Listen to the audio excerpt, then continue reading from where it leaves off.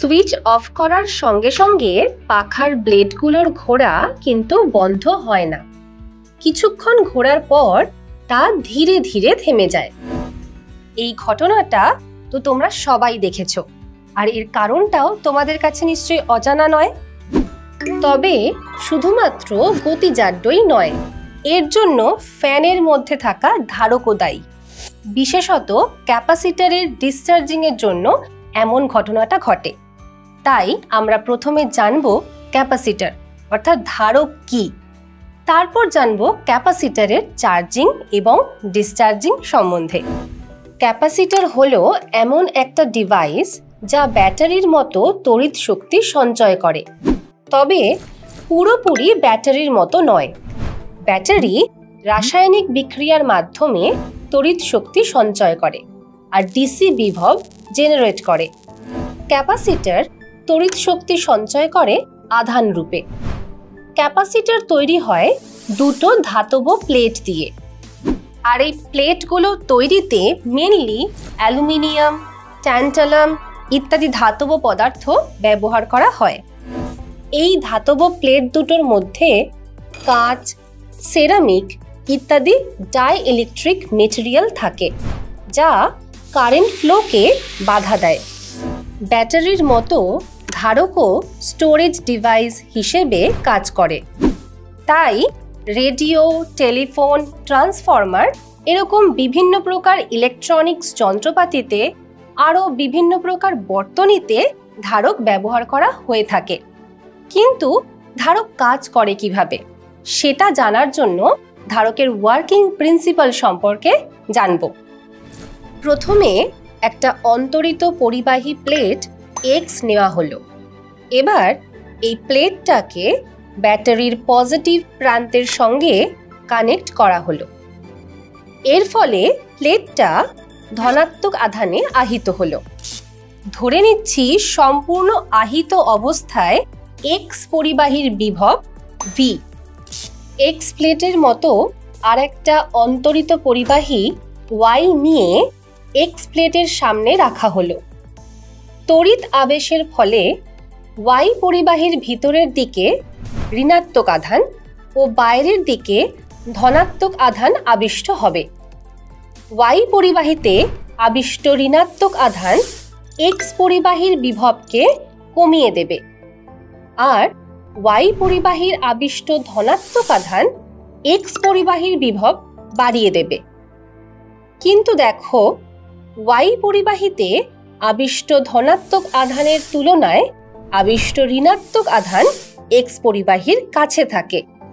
তাই ঋণাত্মক আধানের প্রভাবে এক্স পরিবাহীর বিভব কমে যাবে। যেহেতু আধানের পরিমাণ একই থাকে, তাই বলতেই পারি এক্স পরিবাহীর বিভব কমছে, মানে ধারকত্ব বাড়ছে। যেহেতু এক্স প্লেটটা ব্যাটারির সঙ্গে যুক্ত, তাই এক্স প্লেটে ধনাত্মক আধান বেড়ে গিয়ে আবার ভি বিভবে পৌঁছে যায়। এবার ওয়াই প্লেটটাকে যেই গ্রাউন্ড করা হলো, পরিবাহীটার বাইরের দিকে ধনাত্মক আধান ভূমিতে চলে যাচ্ছে।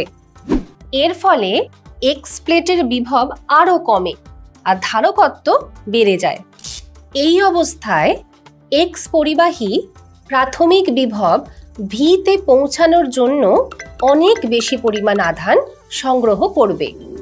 এর থেকে এটাই বলা যায় যে ভূ সংলগ্ন একটা পরিবাহীর সাহায্যে তার কাছে অবস্থিত অনুরূপ একটা পরিবাহীর ধারকত্ব বাড়ানো যায়। এটাই ধারকের কার্যনীতি। এবার আমরা জানব ধারকে কিভাবে এনার্জি স্টোর হয়, মানে ধারকের চার্জিং সম্বন্ধে। ধারক যে দুটো পাত দিয়ে তৈরি, সেই প্লেটে পজিটিভ চার্জ আর ইলেকট্রন সংখ্যা একই থাকে, যার জন্য ইনিশিয়ালি ধাতব পাত দুটো প্রসম অবস্থায় থাকে। তার মানে ধাতব প্লেট দুটোতে নেট চার্জ 0 থাকে। এবার এই ধারককে আহিত করতে হলে ব্যাটারির সঙ্গে কানেক্ট করতে হবে, তবে একটা রেজিস্টার বা রোধের মাধ্যমে কানেক্ট করতে হবে। আর যদি ধরো রোধ কানেক্ট না করা হয়, সেক্ষেত্রে বর্তনীতে তড়িৎ প্রবাহ ইনফাইনাইট হয়ে যাবে। ব্যাটারি অন করার পর দেখো বর্তনীতে তড়িৎ প্রবাহিত হচ্ছে। আর তোমরা তো জানো, কারেন্ট যেদিকে ফ্লো হয় তার বিপরীত দিকে ইলেকট্রন মুভ করে। তাহলে এক্ষেত্রে ধারকের এক্স পাথ থেকে ইলেকট্রন ব্যাটারির পজিটিভ প্রান্তের দিকে চলে যায়, আর ব্যাটারির ঋণাত্মক মেরু থেকে ইলেকট্রন ওয়াই প্লেটে জমতে থাকে। ব্যাটারি কানেক্ট করার পর ধারকের প্লেটে এই আধান জমা হওয়ার ঘটনাকে ধারকের চার্জিং বলে। আর বর্তনীর মধ্য দিয়ে যে তড়িৎ প্রবাহিত হচ্ছে তাকে চার্জিং প্রবাহ বলে। চার্জিংয়ের সময় যত বেশি পরিমাণে ধনাত্মক আধান এক্স পাতে এবং ঋণাত্মক আধান ওয়াই পাতে জমে, তত ধারকের পাত দুটির মধ্যে বিভব প্রভেদ বাড়ে।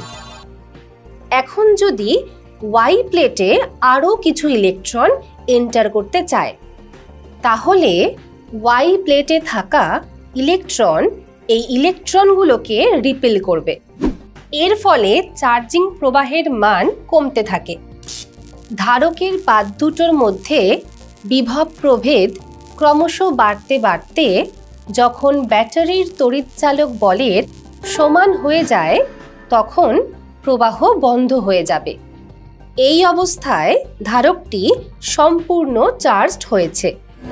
এর থেকে তোমরা তো বুঝতেই পারছো, শুরুতে ধারকের চার্জিং প্রবাহ সবচেয়ে বেশি, আর তারপর তা ধীরে ধীরে কমছে। আর ধারকটা সম্পূর্ণ চার্জড হয়ে গেলে চার্জিং প্রবাহ শূন্য হয়ে যায়। এবার ধারকের সঙ্গে যুক্ত ব্যাটারিটা খুলে নিয়ে ধারকের পাত দুটোকে শুধু তার দিয়ে কানেক্ট করা হলে, অর্থাৎ শর্ট করা হলে, দেখো ওয়াই পাত থেকে ইলেকট্রন এক্স পাতের দিকে ফ্লো করছে আর এক্স পাতের ধনাত্মক আধানকে প্রশমিত করছে। এর ফলে বর্তনীর মধ্য দিয়ে তড়িৎ প্রবাহের সৃষ্টি হয়, যার অভিমুখ চার্জিং প্রবাহের বিপরীতে হয়। এই প্রবাহকে ডিসচার্জিং প্রবাহ বলে। এবার এই সার্কিটে একটা বাল্ব কানেক্ট করা হলো। বাল্বের মধ্যে দিয়ে কারেন্ট ফ্লো হওয়ার ফলে বাল্বটা জ্বলতে থাকবে। সুতরাং বলাই যায় ধারকটা এক্ষেত্রে একটা তড়িৎ উৎস হিসাবে কাজ করছে, আর ধারকে সঞ্চিত শক্তির ডিসচার্জিং এর জন্যই বাল্বটা জ্বলছে। এই একই কারণে সুইচ অফ করার পরেও পাখার ব্লেডগুলো কিছুটা সময় ধরে ঘুরতে থাকে। ডিসচার্জিং এর সময় এক্স পাতের ধনাত্মক আধান প্রশমিত হওয়ায় আধানের তো ক্ষয় হচ্ছে, তাই একটা সময় পরে ওয়াই পাতের সমস্ত ইলেকট্রন দ্বারা এক্স পাতের ধনাত্মক আধান প্রশমিত হলে ডিসচার্জিং প্রবাহ শূন্য হয়ে যাবে। এই অবস্থায় বলা হয় ধারকটা সম্পূর্ণরূপে ডিসচার্জড হয়েছে। সুতরাং এক্ষেত্রেও ডিসচার্জিং প্রবাহ শুরুতে ম্যাক্সিমাম হয়, তারপর ধীরে ধীরে কমে, আর ধারক সম্পূর্ণরূপে ডিসচার্জ হয়ে গেলে প্রবাহ শূন্য হয়ে যায়। ধারকযুক্ত বর্তনীতে চার্জিং ও ডিসচার্জিং উভয় ক্ষেত্রেই সময়ের সঙ্গে সূচকীয় হারে প্রবাহ মাত্রা কমতে থাকে। তাই চার্জিং ও ডিসচার্জিং প্রবাহের লেখচিত্র এমন হয়। আদর্শ ধারকের ক্ষেত্রে ধারকটাকে উচ্চ বিভবে আহিত করার পর সোর্সটাকে যদি সরিয়ে নেওয়া হয়, সেক্ষেত্রে আধানের কোনো রকম ক্ষরণ ঘটে না, পুরো আধানটাই স্টোর থাকে। তবে বাস্তবে এরকম আদর্শ ধারক পাওয়া যায় না। ধারক নিয়ে তো অনেক আলোচনা হলো, এখন বলো তো, কারেন্ট অফ হওয়ার পরেও ধারকযুক্ত বর্তনীতে হাত দিলে শক খাওয়ার সম্ভাবনা থাকে কেন? আসলে বিদ্যুৎ সরবরাহ বন্ধ করা মাত্রই উচ্চ বিভবে আহিত ধারক অনাহিত হয়ে যায় না, বরং এটা তড়িৎ ক্ষরণ শুরু করে। তাই সুইচ অফ করার সঙ্গে সঙ্গে ক্যাপাসিটর যুক্ত বর্তনীতে হাত দেওয়া উচিত না।